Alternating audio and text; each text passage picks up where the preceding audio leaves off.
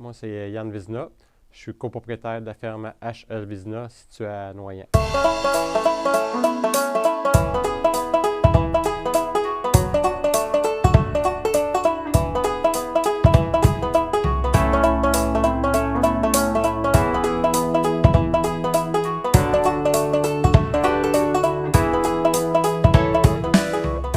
Sur la ferme, il y a moi qui sert à la gestion générale, à la traite, tous les travaux de la ferme qu'on fait.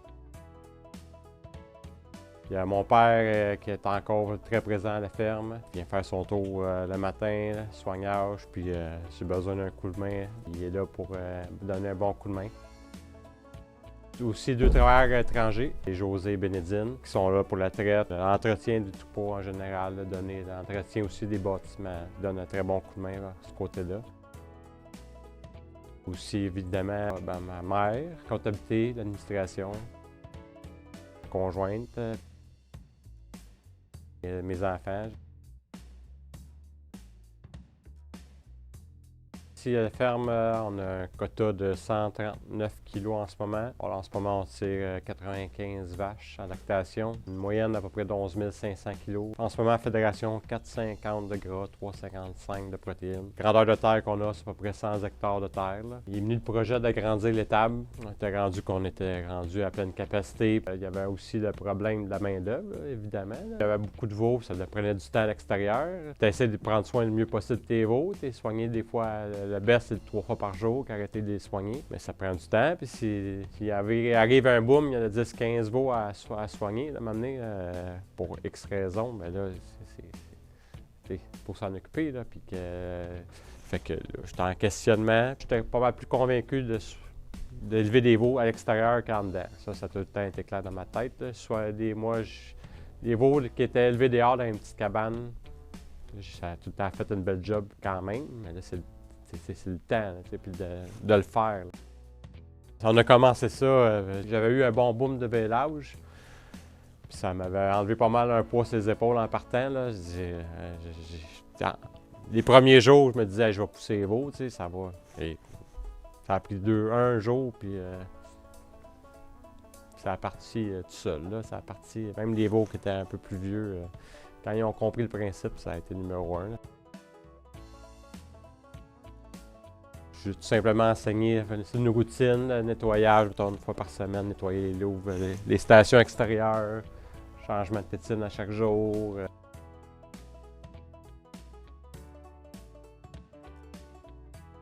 J'essaye d'attendre entre 7 jours avant de le sortir dehors, qu'il soit vraiment bien vigoureux et qu'il puisse se débrouiller à l'eau du site. Là. Des fois, il y a des veaux à 5 jours, je le vois, ils ont tellement de gaz qu'ils vont, fait que ça me fait pas peur. Le défi d'élever dehors, c'est pas mal plus pour le niveau humain là, que l'animal. L'animal, lui, dehors, du moment qu'il est au sec, qu'il a de la bouffe, puis que l'air pur, il est bien, c'est pas un problème. Plus côté humain que problématique pour certaines personnes. Là. Mais moi, je pense que pour le bien-être animal, la meilleure affaire, c'est d'élever dehors. Là. Puisqu'en dedans, des fois, il peut y avoir des problématiques de ventilation ou autre chose, mais dehors, il n'y en a pas de problème là, pour ce côté-là. Là. Souvent, s'il y a une tempête de neige, on sort la pelle ou la bobcat, puis on nettoie où ce les enclos, puis ça finit là. C'est pas plus compliqué que ça. J'ai tout le temps fait des plus beaux veaux dehors qu'en dedans. Des fois, ça arrivait qu'il y en avait en dedans, puisque j'avais pas assez de cabanes dehors. Puis mes plus beaux veaux, c'est tout le temps été des veaux d'hiver dehors. Ils boivent plus, ils consomment plus, la croissance est plus là.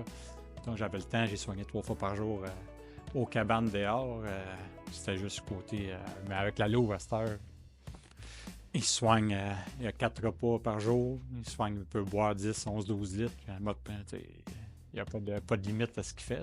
L'idée de départ est venue qu'on allait faire un projet d'agrandissement de l'étable. Là, on s'est dit, là, j'ai commencé à penser, en faisant un projet d'agrandissement de l'étable, je voulais pas nécessairement faire un autre bâtiment juste pour la pouponnière. Fait que j'ai tout simplement décidé de faire une rallonge à la bâtisse que j'allais faire. Un apprenti ici qui quelques pieds, avec une slab, là, puis j'allais tout simplement faire des enclos. Puis, j'étais pas sûr encore convaincu que j'allais faire le taxilet au Louvre, mais je me dis, je vais me faire un abri pour les veaux dehors, là. Puis je vais. Puis là, en faisant le projet, j'ai visité, puis c'est là que j'ai décidé de faire la Louvre, puis de faire le setup là. Puis je me disais, je voulais faire quelque chose, mais qui est simple, puis je voulais pas nécessairement refaire quelque chose de compliqué. Refaire une deuxième construction exclusivement pour les veaux. C'est pour ça que j'en suis venu à ce setup-là ici. Le refaire, je le referais peut-être différemment, peut-être un peu le même principe, mais peut-être le rallonge au bout de l'étable, peut-être. Parce que là, j'ai l'avantage d'être coupé des vents dominants, mais à l'été, quand le temps est mort, j'ai moins d'air ici. Est-ce que je le ferais différemment? Est-ce que je le ferais tout simplement une rallonge plus carrée, tout simplement annexée au bout? Peut-être que j'aurais fait ça. Parce que la routine matin et soir, c'est 10-15 minutes. Je fais une vérification. Tout est beau. Puis les veaux sont déjà nouveaux laits. Tout ce qu'on a à faire, c'est un visuel. Soignant moulé, tout est beau. Mettons, on se dit qu'une journée, on n'a pas le temps nécessairement mettre de la poêle, mais la poêle est mise la journée d'avant. La manière qu'on élève nos veaux, ça a un impact sur la performance de la vache. Un moins bon veau, ça va être typiquement une vache qui va être moins efficace à 2 ans, là, c'est sûr. Là. Une vache, une moins belle tare va faire automatiquement une moins bonne production. Là. C'est relié, c'est sûr. Là, fait que, c'est important de mettre le suivi et l'importance au veau les premiers jours. Là.